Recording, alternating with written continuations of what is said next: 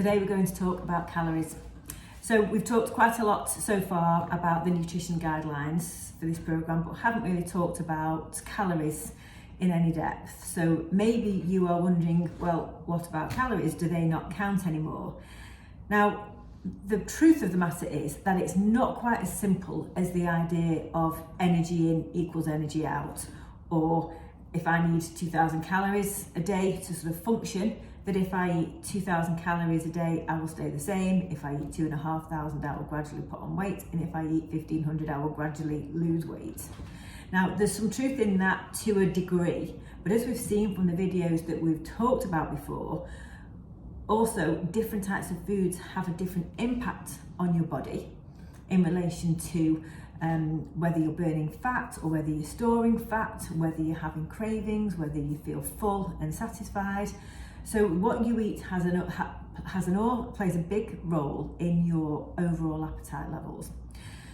So for example, if you were going to have a low calorie, low fat breakfast, that would be 2 pieces of white toast with a scraping of jam on it. That's a very low calorie breakfast. And that's going to mean that you could eat that for your breakfast, but maybe 2 hours later you would be absolutely starving. And if you then went and had a couple of biscuits, then you'll get a sugar spike again, then you'll be hungry again 2 hours later. So it can really sort of send you on a cravings roller coaster when you eat these low fat, high carb foods. And that can be something that I've definitely noticed that women in this age group, we really struggle with cravings. It can be a really big deal. We might have felt we had better willpower when we were younger, but we really don't feel like we have now. Whereas when we eat more balanced meals, so for example, maybe eggs and avocado on that toast, and it adds up to similar or even slightly more calories, we're more likely to feel less hungry and have less cravings and feel like we've got more stable energy and able to go for longer without eating.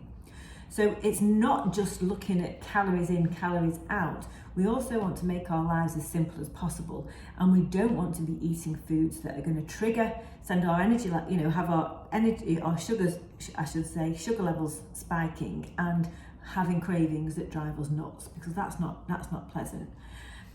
There's another thing as well, which is called the thermic effect of food. And that means that if we ate 100 calories of butter, for example, our body will can digest and access that very quickly, and will pretty much turn that into 100 calories worth of energy. If we ate 100 calories of meat, for example, that's more complicated for our body to break down.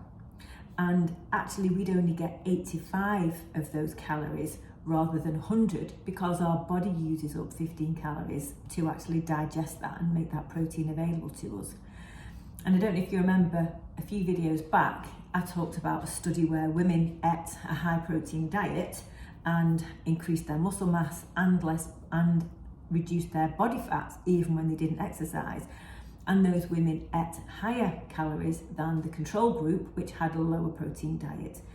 And one of the reasons that would potentially have worked is because the higher protein diet the body had to use more calories to digest it, and therefore fewer calories were available for us to use as energy once that digestion process had taken place. Okay, so I hope you're with me and you're sort of staying there. So the other thing about calories is it's not an exact science. There are tools online. I'm going to put some links in the article, the text around this for you to have a look at. So there are some things that you can use to estimate your calories, but as I say, it's not an exact science. And neither is estimating or knowing how many calories you're eating every day, or how many calories you're burning up by moving around. I'm sat on a ball, you can hear it squeaking. Am I using more calories by being sat here, or would it make a difference if I was just sat still on a desk, or if I'm more active one day? How do we really know how many calories that we're using on a day-to-day basis, and how many are we eating? We just don't know the truth of that. Okay, so if we imagine that we have to have this really finely tuned energy balance, then it's actually impossible, because we don't know how much we're burning. We have estimates, but we don't know actually what they are. And one of the things that's known is that we tend to overestimate how many calories we burn during exercise or activity, and we tend to underestimate how many calories we're eating. So it's very easy to get that wrong. One of the other things that I've noticed when I've been coaching women, when we do talk about calories, because a lot of people want to know, and there's nothing wrong with having an idea and being aware of what you might burn in a day and what you might be eating. We can think about that as useful information. But one of the traps that I've noticed people fall into is when we're just thinking about, have I eaten enough calories today? We stop thinking about the quality of food we're eating, and we start to think about the treats that we can have. And I've got my little paper with my notes, so I'm just turning that round. And something that I've seen time and time again is I'll work with someone from, usually when you want to know calories, it's to do with weight loss. And just to be clear, this program isn't necessarily about weight loss, but calories is quite often associated with that idea that we're trying to lose weight. But I've often worked with women who want to lose weight and want to work with calories. And for the first 2 or 3 weeks, following the guidelines in here, having these 3 big nutritious meals, they do great. They eat really well and start to lose weight, a couple of pounds every week, which is a really nice motivating amount of weight to lose for 2 or 3 weeks. But then what happens is they think, oh, this is great, I'm losing weight, but I'm missing that pack of crisps, or I'm missing my chocolate. So then they start to shave off, start saving calories from their meals to make room for the snacks. And then what happens is the snacks start to become more and more frequent, and instead of it just being 1 packet of crisps for the lunch, now they might be trying to save calories for a glass of wine, for a chocolate bar, for dessert. So they're shrinking down their main meals and then starting to add in these little snacks throughout the day. And what happens? The weight loss stops. Now, one of the reasons behind that could be a number of things. They might not be accurate with the calorie counting, they might be cheating and having these extra snacks, but also what you're doing by constantly eating is you're constantly giving the body a problem of having to digest some food, probably because we mostly snack on food that's a simple carbohydrate and a sugar. We're giving our body the job to do to get rid of the excess glucose in our blood. And where does it go? It goes into our fat stores. Okay, so we're overly focusing on calories starts to change the way we think about food. We stop thinking about eating as nutritious a diet as we possibly can to fuel ourselves and look after ourselves and make ourselves feel good. And we start to count and try and give ourselves a reason or a justification for fitting in that little chocolate bar. Okay, so I know how you work because I'm the same. So it's a lot better to think about nutrition quality than calorie counting. And going back I've worked with lots of people who've only had to haven't calorie counted, they've gone down the sort of 3 nutritious meals a day and stuck with it, and they've equally had success with losing weight. And why that happens is there's actually less calories than you might imagine in a really nutritious, decent size homemade meal. Okay, so if you're having, imagine you had a 600 calorie breakfast. I mean, mostly we sort of look for things, if we're counting calories, we're trying to get things that are under 400 calories. But if we had 3 600 calorie meals a day, that's 3 really decent sized meals, but it's still only 1800 calories a day, which for most of us would put us in a sort of a slight calorie deficit, and would also be eating food that's harder for our bodies to digest, which means we're getting less calories from the food that we're eating because it's tough for our bodies to digest. If we're eating lots of sugary, starchy stuff, that's really easy for the body to digest. So we're getting we're absorbing more calories that we're eating. So when you go back to this 3 nutritious meals a day, and you're feeling full and you're feeling satisfied, you are sort of finding that you don't need the snacks anymore. And that actually quite often means that people tend to naturally start to eat less because they're not constantly topping up, and then they start to lose weight if that's the goal. or at least find your energy is a lot more stabilised. So another thing is that a lot of people find it really difficult to calorie count for the long term. It's a real pain in the neck. I was going to swear, but I won't.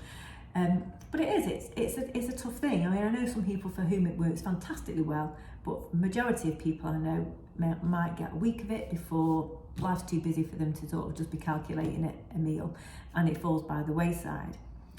But if you think about how much effort it would take you to maintain a calorie counting exercise, then surely it would be better to start to pay attention. Instead of spending that time and effort on counting calories and putting inputs into little apps, it would actually be much smarter thing to do to start to think about how you pay attention to your natural hunger cues. You know, am I feeling hungry? Am I feeling full?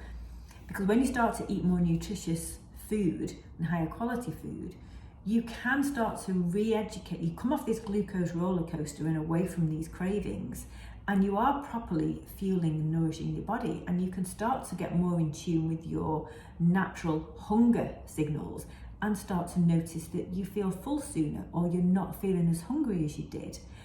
And that's a really important thing, and a great thing if you can get to start to learn and reconnect with your natural appetite, because we are designed to eat the right amount of food for ourselves. And if we eat natural, unprocessed, good quality food, it's very possible for us to start to become more aware of that and eat according to our natural hunger levels, maintain our natural healthy weight, and not have to worry about calorie counting, which is a modern day thing.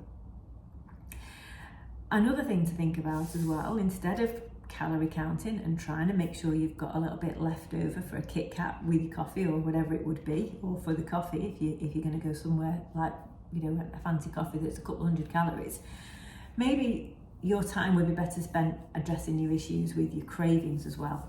Okay, because usually there's reasons why we crave and why we eat those snacks, and it's not because we're truly hungry. It's not because everything we eat that would fall under that category is a well-earned treat, you know, because there's a time and a place for treats. But maybe we're doing it because we're bored, or we're lonely, or we're anxious, or we don't know what to do with ourselves. You know, that's certainly where I fall with cravings. If I feel a bit like I've got a difficult job to do and I'm not sure, and I feel a little bit anxious about it, or I'm struggling concentrating, I find myself in the kitchen with my knife in a block of cheese, or my hand in a nut jar, or breaking bits of chocolate off the chocolate in Lucia's cupboard that she thinks she's hidden from me. And that's nothing to do with me being hungry. That's nothing to do with me feeling like I really want that piece of cake, or to have a celebration with someone and have some birthday cake. That's me having a strange coping mechanism with some uncomfortable feelings, and that's not necessarily healthy. So just by focusing on calorie counting, we start to ignore all those things. Okay, so just to recap, because I have jumped around a little bit, calorie counting isn't that straightforward. One, it's not precise science in terms of actually being able to know absolute how many calories we should or shouldn't be eating, or are or aren't burning off. Two, it overlooks the fact that food works on our bodies in different ways. So carbohydrates versus protein work on our bodies in a different way that affect how we use and store that energy. Three, it starts to get in the way of us trying to go towards a more natural, healthy eating diet and adopting more of a mindful eating practice, and sort of working on understanding the motives behind our current food habits and working to change them. Okay, so hope that sort of gives you some food for thought. I keep saying food for thought, but I think it's actually the irony, but it's a great thing to think about here, because, or a great term to use, because this is about wanting to make changes to the way you eat for life. And we have to think about what we're doing and why we're doing it as part of that process. And I think that's a really healthy way to tackle it. So that said, I'm not anti-calorie counting, and if it's still something that you want to look at, then what I'm going to do in the article is put some links in there. So there's a number of useful tools that you can use. One, there's something called the Harris-Benedict equation, which is a way of you estimating how many calories you would burn in a day. based on your age, your height, your weight, whether you're a man or a woman, and how active you are. Okay, but when you put that in, you'll see that there's things that are estimates, but that can give you an idea. If you want to get a better idea of how many calories you're eating in your diet, then you can download things like MyFitnessPal, and Cronometer is a good one. And they can actually be quite useful tools as well to estimate how much protein you're using. So they don't just help us look at calories, they also help us understand the ratios of protein, fat and carbohydrates that we're eating. And I actually use Cronometer for the recipes that I put on this, in this site, to give me the estimates of what the protein and the calories are. So it can be a useful tool.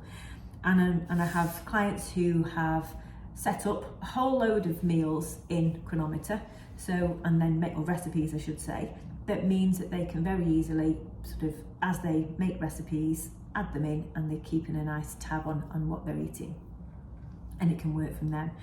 Another thing that can be useful if you wear a smartwatch, I've got a very basic Garmin that does tell you what the average number of calories I burn a week or a day, and it's sadly less than I would like it to be. But again, this useful information, it gives you a guide. And if you wear an Apple Watch, I think, or a Garmin or a Fitbit, I think they all do similar things. So have a look at those if that's useful information. But basically, there's no right or wrong way. It's about doing what's right for you. So if you feel that you really don't want to bother with calories, you don't need to. That's not a problem. It's not a barrier to any sort of success or achieving the goals that you want. If you feel that you are interested and feel that would work for you, equally, that's perfectly fine, but be aware of the pitfalls. Another route that people sometimes take is they start by not calorie counting and they see how they get on with it. And then if they feel like, they wanted to be losing weight or feeling like they wanted to be eating more protein and they're not sure, go into a calorie counting for a few weeks after, as a second stage can actually be a useful way of getting more data about the diet and helping to refine it. Okay, so I'm not pro or anti calorie counting. I am very much in the camp of not counting calories, just because when I try, it just falls off. I do it for a day or two and then it just sort of goes out the window. It drives me nuts, and that's me just being completely honest. Not with you necessarily, but with myself. I know that that's something that just doesn't work for me, so I've sort of stopped trying. Okay, right then. Well, I'm sure, again, this is a topic that we'll discuss again, and be delighted to hear your thoughts on it, and any questions that you have, you can do that in the questions. All right then, I'll see you for the next video.